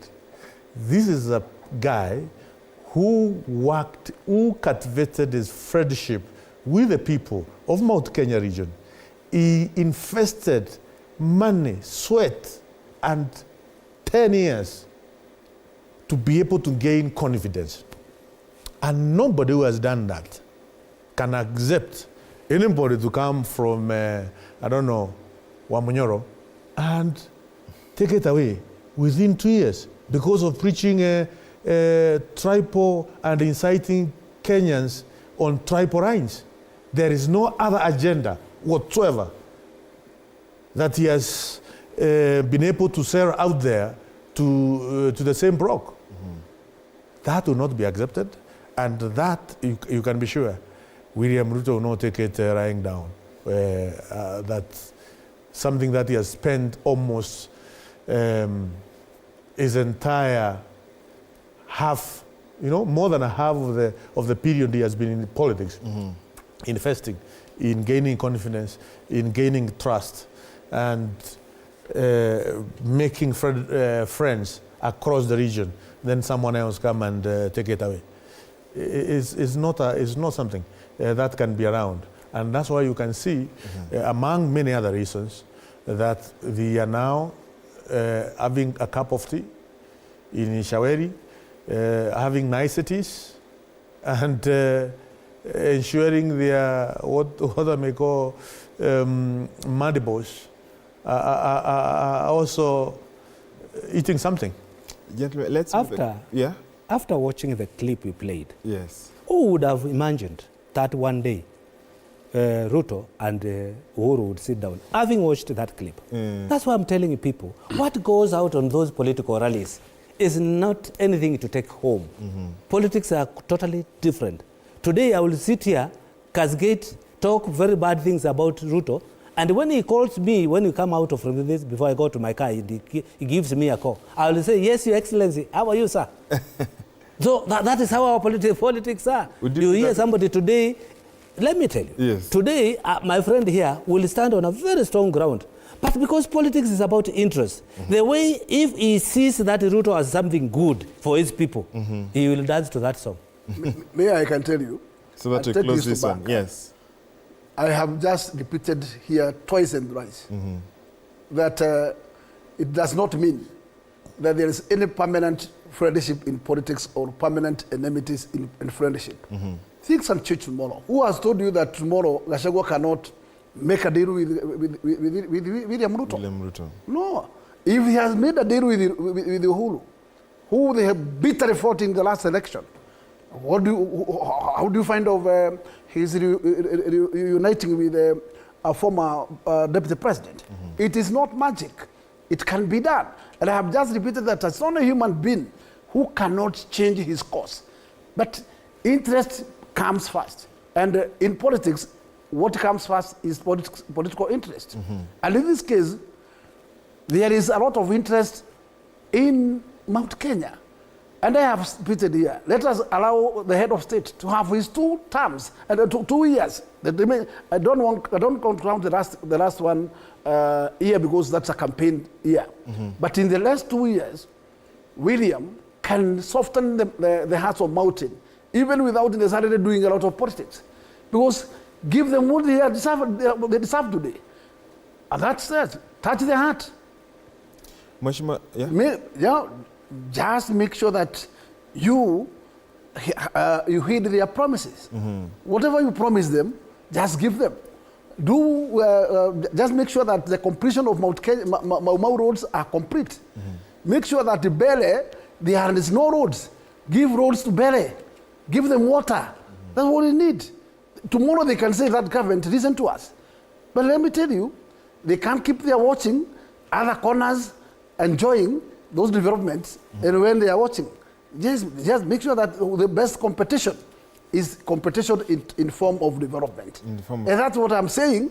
There is no single day that you count myself out from any discussion, either with the head of state or his deputy, if the matter is issue to do with development. I'll be there. And the decision that will be casted at the final whistle will rely on those bases. And I can tell you for sure, it is not written anywhere that the decisions will be made, that how votes will be casted in that particular last day. Yeah. But let us concentrate on development first. Okay. Mheshimiwa Ruku, why is there an IEBC standoff? Why can't this Independent Electoral and Boundaries Commission be constituted, whereas there is all that has been said about the courts? Why is it so not as expeditious as the impeachment? You know, Kenyans have said the House considered that motion, that bill, in quick succession. It was expedited quickly. A matter like IEBC is still stalling. Kenya Kwanza administration respects the rule of law. Respect our courts. If anybody goes to court and there is an injunction as far as formation of selection panel of IEBC commissioners, we have to wait until the judicial processes are completed. That is a fact. Someone may say the impeachment in court was fast-tracked. There are timelines set within Article 149 and 150 of our Constitution in terms of carrying out an impeachment process of a president. So we should call, or we are calling upon our judiciary to expedite the cases which are there as far as the selection panel of IEBC is concerned, so that we can move with the speed and put an IEBC in place. We have many constituencies, several constituencies with no members of parliament. We have one in Mandera, we have one in Coast, and another one which Opio and I was representing. All these constituencies need to be represented in the National Assembly. We have many wards which don't have members of county assembly. So, and that is not right as far as our constitution is concerned. So it is extremely important for our judiciary to expedite the process. I think it's upon the president of, or the president of judiciary, Justice Martha Koome, to move, to put his house in order, to ensure the judges are facilitated, to ensure all this conflict is settled, and if possible, if the people who are forward in some of these cases, if they can be able to settle the matter out of the court, the better. And of course, Kalonzo Musyoka is in the mix of the entire court process. We ask Kalonzo Musyoka, please don't go out there and shout how IBC should be constituted, whereas you are at the center of the mix of the court processes. How? It is his team which went to court. It is him and his team who are not in agreement on who should be able to sit on a selection panel of selecting the commissioners. So let Kalonzo Musyoka come out and offer leadership at such a time when we are in a crisis as a nation without an IBC. Unfortunately, we have seen Kalonzo again and again, he doesn't come out to offer leadership in times of crisis. He's very good in hiding behind all manner of reasons which at the end of the day don't hold any standing, any water. You know, what I take home from today's discussion and what is happening is that I feel for one man called Kalonzo Musyoka. I feel for him. Seeing what has happened with the Ruto and Uhuru, because the combination, and that's where I come from, we all believe that Kalonzo has Uhuru's backing. And actually, Kalonzo has been waiting for Uhuru to endorse him. Then all of a sudden, boom, Uhuru Ruto. Well, listen to my good friend here, who is a very senior and seasoned and very diligent person from Umulima, telling you, you know, it's about interest. That worries me most because this interest, the Mulima can think, you know, Ruto has only 5 years to go after this. When you bring Kalonzo in, we may wait for another 10 years, which is a lesser evil or a lesser devil. Why can't we push Ruto, support Ruto to finish his term, to go within a short time, then we plan ourselves. I'm seeing that scenario. Coming back to what Mheshimiwa said about it is Kalonzo, I am ashamed because I am also a Kamba. And the two persons involved in this whole saga, both of them are my friend. And you know, Kenyans need to know the truth, what is happening. We are fighting or we are shouting out there, IBC, IBC, and we don't know what is holding it. The truth of the matter is there are two people from Ukambani. One is a very eloquent and very learned person by the name Koki Muli. She's been a diplomat. She's a very good friend of mine. She took a very great care of me when I was in America. She was working there. Okay? We were a team of Kenyans who went there as members of parliament. And she, a very good person, very well qualified person, like Kalonzo alluded to. She was there. There is another friend of mine called Muli. Both of them actually, they share the last name. So they went through a process whereby they subjected these two to election to see who will be picked, either fortunately or unfortunately. Kalonzo was for Koki Muli, the lady. But the people who are electing, they elected the other Muli, the gentleman. So this person has been elected by the panel. This one has been picked by Kalonzo. So that is where the fight came in. And I want to believe with Mheshimiwa. It is at that time when Kalonzo should have come in and show his leadership and embrace among these two people and bring them together and calm the fight and come up with one candidate. From them, don't ignore anybody. Don't curse Muli because he came in and he has won and you don't want him. No, that is the problem of our politics. You can sit down with him. Actually, he's a very understanding person. I know him. And I think from here, I'll give him a call and mediate this thing so that we resolve this problem. This guy is a very good friend of mine. I'll call him from here. I'll mediate this problem if Kalonzo is not able to. And I'll tell my good friend Muli, please let it go. You are a friend of mine. Let's Kenya move forward. And I know he will understand because he also has other ambitions. So he can also demonstrate is leadership by this small thing, by withdrawing the matter in court and have the process go. Because people need to be told, just reach out. I don't know whether Kalonzo has reached out to Moli in a manner whereby he will be able to convince him. But when you go there with attitude, and maybe we have goons attacking Moli every day, people abusing him, people telling him he's respecting the kingpin of Ukambani, but the fellow was just elected in a simple process, which was subjected to. So I also feel for him. But I want to announce here that I will personally, because this guy is a good friend of mine, and I know he's a reasonable Kenyan, I will talk to him and tell him, please, let this thing go so that we can have IEBC. Because I would also want to vie as a president of this country. And when I have no IBC, I will have no chance. So I will talk to him. Those are the issues surrounding now the leadership of Ukambani. And talking about the leadership of Ukambani, one, Kalonzo Musyoka. He needs to put his house in order so that he can show leadership to the country. You can imagine Kalonzo Musyoka without the big leaders in Ukambani. Musila is not there. Mudhama is not there. Gilo is not with him. Matambo is not with him. Kesoi Munyao is not. So when you don't have these people who can support your candidature, and that's what I'm saying, I have not seen a serious... if you cannot bring Ukambani, maybe you don't need to campaign in Ukambani. But if you separate yourself from these people who can pull masses for you to unite that combination, if you leave these people to go away with that %, then your goose is cooked. Mheshimiwa Gakuya.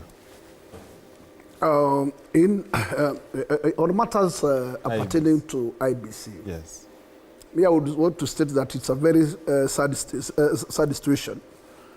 Imagine that we have a community who has a constituency known as Banisa, and for the last 1 year, that constituency has equivalent needs like in other constituency. Allowing the constituents of Banisa and those other wards that actually have issues to do with the exit of their representatives. Constitutionally, they need to be represented. And I'm telling you, we are not doing any justice to them. And the issue to do with the panel constitution, I would say, does it mean that a single representative of one single entity by the name Wiper can stop the whole interest of the whole Republic of Kenya? I don't see it anywhere coming. And I think the process of constituting that panel should continue like yesterday, whether when the Kalonzo and his team will arrive to a point of compromise, then their candidate will find the panel ongoing. But can we leave such a big room for a vacuum in the whole Republic of Kenya? Because there is a small issue that is talking about a representative from a particular agency. I don't think that is the way to go. And that is not the interest of the Republic of Kenya. Yes, Kalonzo, as much as he intends to castigate government on many areas, he must also know and stand up to protect the interests of this country in matters to do with where else the vacuum of this IBC is taking light to those deserving constituents of those areas of concern. Number two, this country has wasted time. It has gone out of the timelines given by the Constitution to deal with elements of what you call issue to do with rooking the boundaries. The boundaries are key issues because representation, the Constitution has given numbers and percentage which matter. We have those constituencies who deserve to be looked into. Then their time has lapsed. We don't know whether that time will be recaptured. If we lose it now, it tells us we have to wait to another 10 years according to the Constitution. This is a big barrier, a big vacuum that is standing there. And this is punishing even the resource driven, because most of us depends on, the resource depends on that particular envelope of numbers. When the numbers are not matching with those other constituencies, or even near, that you are serving almost a triple number of constituents, it tells you there is also envelope that you take to the people does not stand to represent the numbers of the people equivalent to those other constituencies. And therefore, I need be even to look to that particular aspect. I don't know what the time will allow. We have Krieger Commission, which gave timelines. And the recommendation was 3 years to an election. There has to be a commission. We are now about 2.5 years to an election without a commission. Do you think that even to prepare a process, which can be seen a fair process, will come out with a rate constitution of that commission? I'm saying this is not the right way. This is not the correct position that it should be, and there should be no such a vacuum constitutionally, because it is totally unconstitutional. Yes, you can't tell me that the Deputy President of the Republic of Kenya is so important, and that position is given 74 days by the Constitution. 74 days. And we cannot even spend a day to wait. We want to fill it in the first day. And we cannot see any importance of filling a gap in our IBC and how important that commission is. I am saying the two offices should apply the same importance to the interests of the Republic of Kenya. And therefore, we deserve IBC like tomorrow. Yes. Okay. There is, you know, I hear Mheshimiwa breathing fire on what ought to happen. Why do you make Kenyans to suffer? The issue here is, if you had made solutions to fill gap of the Deputy President position, what is this awaiting to fill the gap of this vacuum of IBC? My point is this. But you see, this deputy, Kalonzo Musyoka and his friend Gachagua, they are dining on a day-to-day basis. If there is someone who is competent to speak to Kalonzo Musyoka so that he can be able to unlock whatever is happening as far as the IBC selection panel is concerned, it is this team. It's not William Samoei Ruto. It's the interest of the Republic of Kenya is not held by us. It is this thing. Because they are dining, they are speaking, they are every day they are together. Let them tell us how they are going to unlock the impasse. The same constitution we are quoting gives every Kenyan the right to go to court.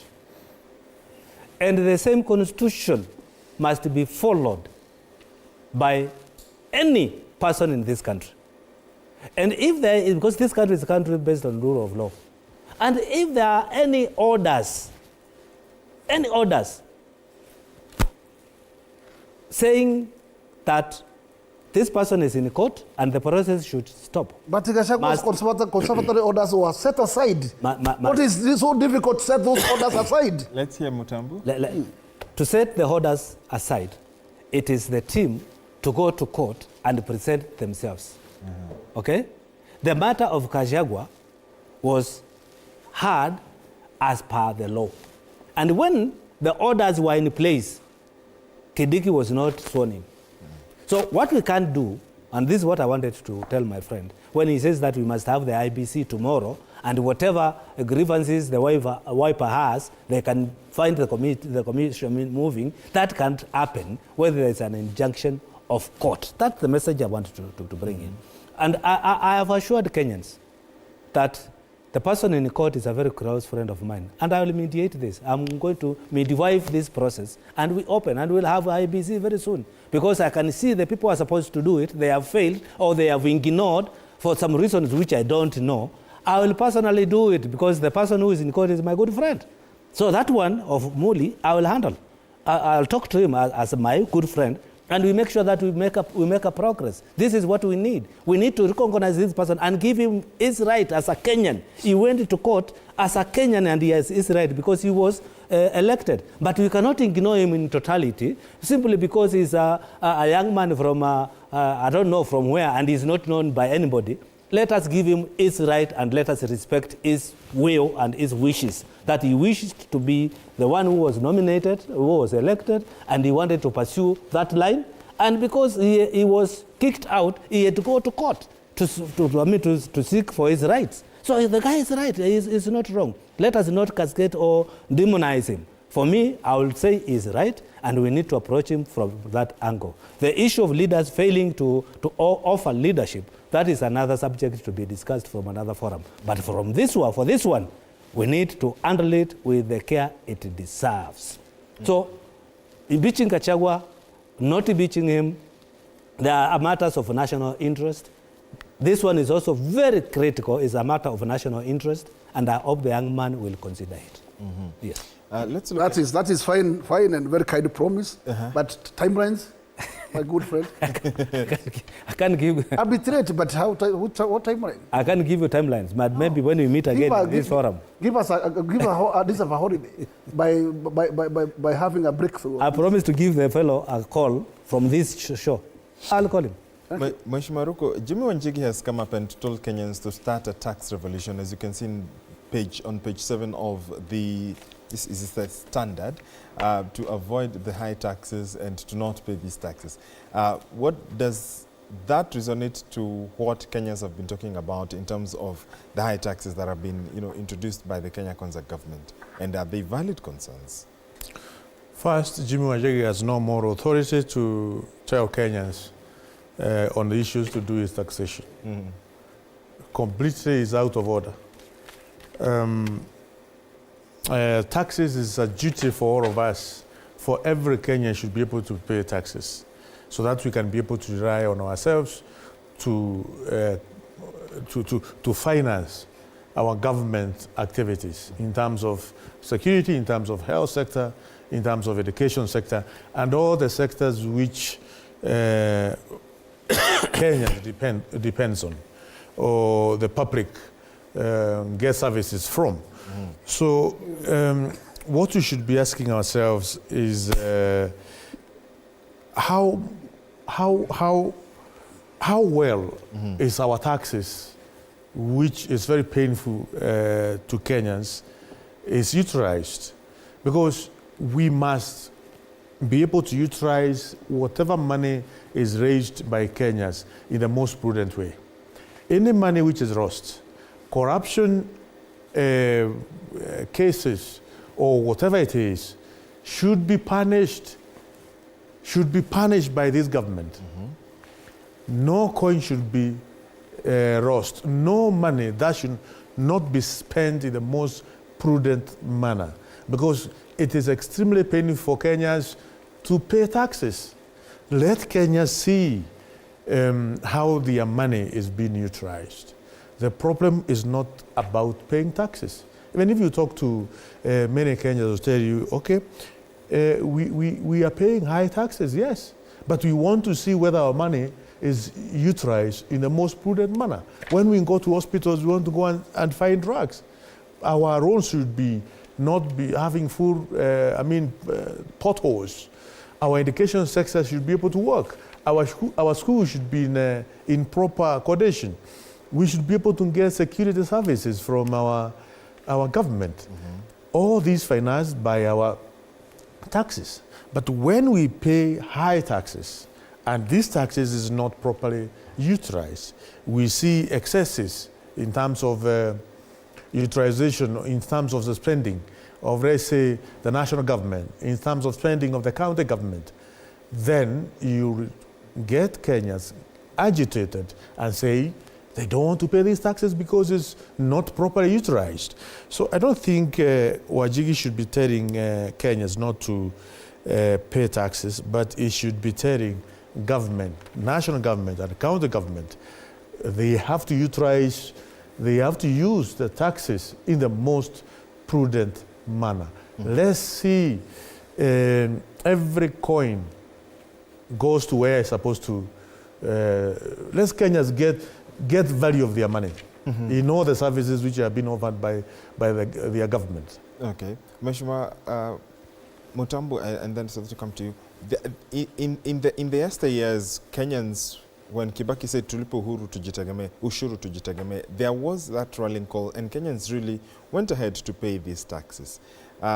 Whereas there has been the issue of corruption. What would be the proper incentives to ensure that Kenyans participate and indeed own this taxation, because at the end of the day, this is how you be able to get targets like what we are seeing KRA being able to achieve the 1 trillion shillings mark.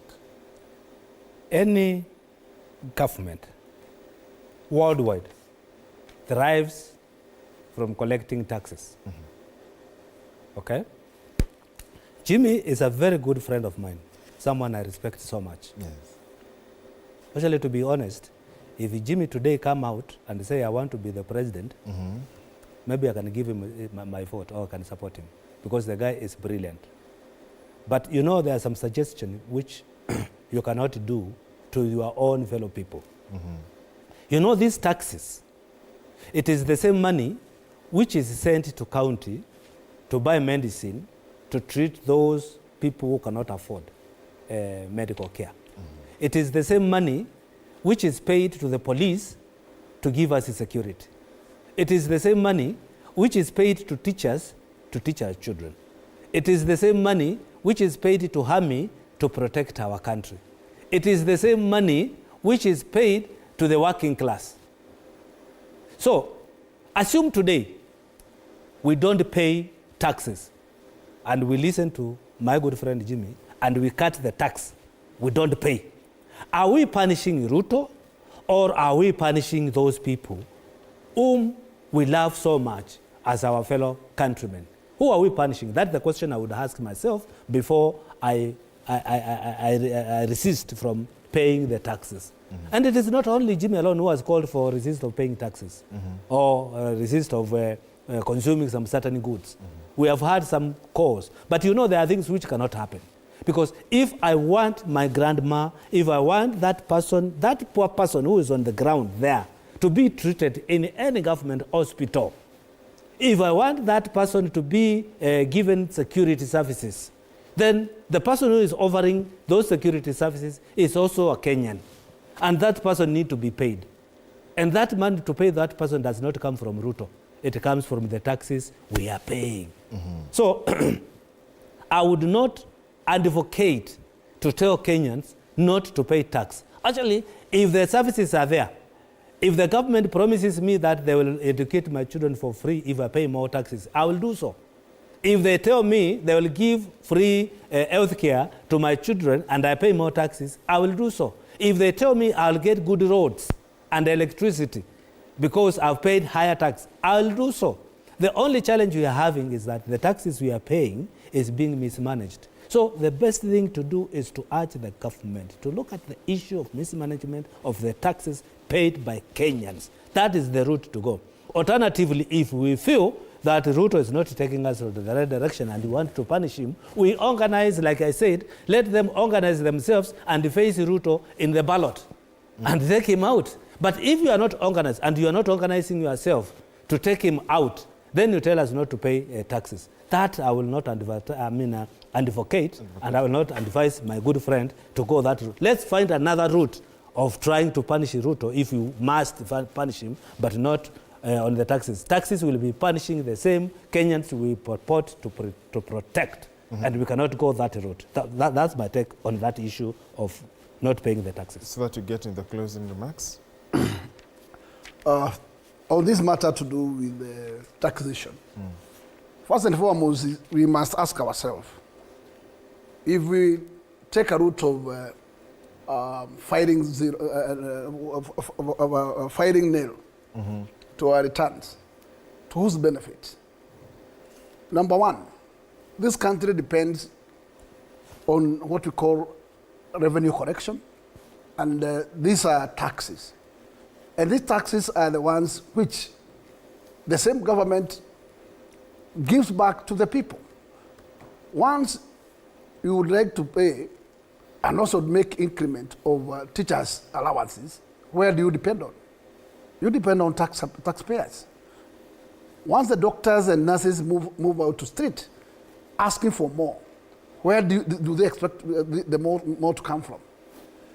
When you are telling us that you want to keep the current regime, why do you want to keep the current regime midway? Allow the regime the time constituted by the Constitution of 5 good years, and let them prove their case, allow them to showcase on how to implement their blueprint. I would think that, in fact, every single government is given 5 years within which one can be able to prove after 5 years the reasons why he could not have attained some of the promises promised to the same voters. Oh. But we cannot be so tedious to push the government to the wall by way of advocating to Kenyans not to pay tax, because it tells that we are going to have a strike in what we call education fraternity. In terms of higher the fraternity, we are going to get chaos. In terms of military and police, because they're also dependent of taxpayers' money, and we cannot allow the country to go that direction. We better look for other means to keep government in touch or on its toes, but not those tedious ones. We are out of time, so 30 seconds to each of you, and beginning with Mheshimiwa Ruko on your closing remarks this morning on the state of the nation. We are witnessing good dynamics, positive vibes. Yes. Politically, as far as the meeting between President William Ruto and President Kenyatta to move the nation forward. Yes. We also have good vibes with President Ruto and the former Prime Minister, Raila Odinga. This is the mood which we need as a nation. No. For the tribal bigots, please come back to our senses and unite the nation. To the Deputy President, Kithure Kindiki, you are doing a good job. You are a good professor. Please continue uniting the nation. Okay, we are on our final year December holidays, and I would agitate that, in fact, the best holiday that the head of state can give us at this particular time is constituting the IEBC. Any mechanism that require to bring Kalonzo in and put aside whatever roadblocks has been put by the judiciary is very necessary to the importance of that particular IEBC commission. So I wish, as promised by my panel, Mutambo, he will do the necessary, but also we request that head of state, because he's able to reach to Kalonzo very easily. He can make a phone call, reach him out, and fill that gap if we are suffering because of that small factor of one candidate.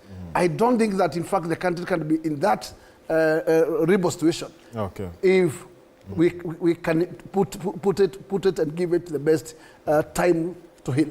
Okay. Your last word? My take is a call to my good friend Kalonzo Musyoka. You know, the moment we have a government in place, it's a government for all Kenyans. And if Raila has taken his people to the government, now Uhuru is also trying to take his people to the government. I will urge Kalonzo also, because you know, you only live once, okay?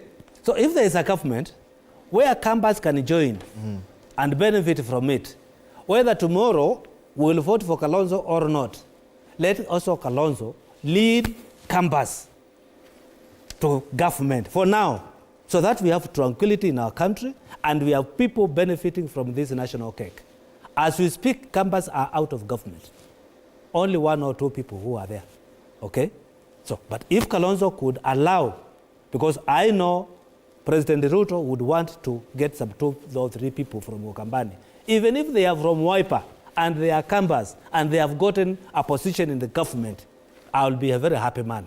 Let Kalonzo bring also Kambas to government, or let Ruto look at Kambas and bring them to government. And don't say the Wakamba ni wa Kalonzo, mukae na Kalonzo yenu. Apana, we are also Kenyans. Bring them to the government so that they can also enjoy the cake of our nation. Absolutely. That would be my hoping Mutambi is not campaigning for himself. No. I've been out for more than how many years, and I'm comfortable. My wife cooks a very good sukuma wiki, and I'm happy.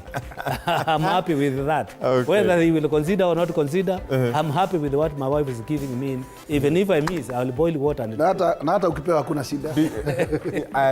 Some more minutes perhaps to wish our Kenyans and our viewers happy holidays, and we begin with you again. I want to take this opportunity to wish all Kenyans, and more so the people of Better North, the great people of Better North and people of Embu County and Kenyans in general, a very Merry Christmas and a prosperous New Year 2025. And as we say, we the North, we are building a better society together. Merry Christmas. Let me also take this opportunity to wish Kenyans of goodwill, wherever they are, very happy December holidays. And let me also wish them very happy New Year 2025, that we hope that in fact will give transformation to this country. Let me also extend a wish of holidays to my panelist, Joe Mutambo. May he has the best this time round. Also, allow me to extend to my good colleague, Honorable Roko. May he enjoy this Christmas and have also enjoy the coming or the ushering of the 2025 as we get there. Thank you very much. I also want to take this opportunity to wish all Kenyans, including our leaders, Merry Christmas and Happy New Year. All Kenyans in every corner of our nation, I wish them all the best. We be careful on our roads on this festive season, because a lot of things happen. And you know, somebody told me accidents don't happen, they are caused. So let us not cause accident. And as I promised, that we may give Kenyans a Christmas or Happy New Year celebration of having the matter withdrawn from court about the IBC. I also want to comment something which I saw, because I had Mheshimiwa Roko talk about Mheshimiwa Kidigi, Professor. There's something which catched me, and this is what I want to close my ear with. Yes. When Bomas was in fire, and everybody was throwing stools, chairs to each other, fellow Kenyans, it was Kidigi who stood up. And instead of taking a seat to throw, he told his colleagues, "Wacha, stop." So I would ask Kenyans, we take that mood of Mheshimiwa Kidigi, na tuwache hii mambo ya kupigana. It was very wrong to see a former deputy president being chased in Nakuru. But I also blame him. How do you go to a place disorganized? I don't care how many goons you bring. I'll bring 100. You bring 50, I bring 100. You bring 1,000, I bring 2,000, because I'm the deputy president. So I blame him for what happened in the Limuru, because you should have been more organized. Thank you very much, and Merry Christmas and Happy New Year. Absolutely. Mheshimiwa Joe Mutambu, former MP Mwingi Central, as well as James Gakuya, Honorable James Gakuya, Member of Parliament in Embakasi North. Last but not least, Honorable Geoffrey Ruko, Member of Parliament in Better North. Thank you, gentlemen, for joining us on State of the Nation, the last show for this Tuesday of this December. My name is George Maringa. As always, stay safe and be kind to one another. Up next is Stanley Nyarugite.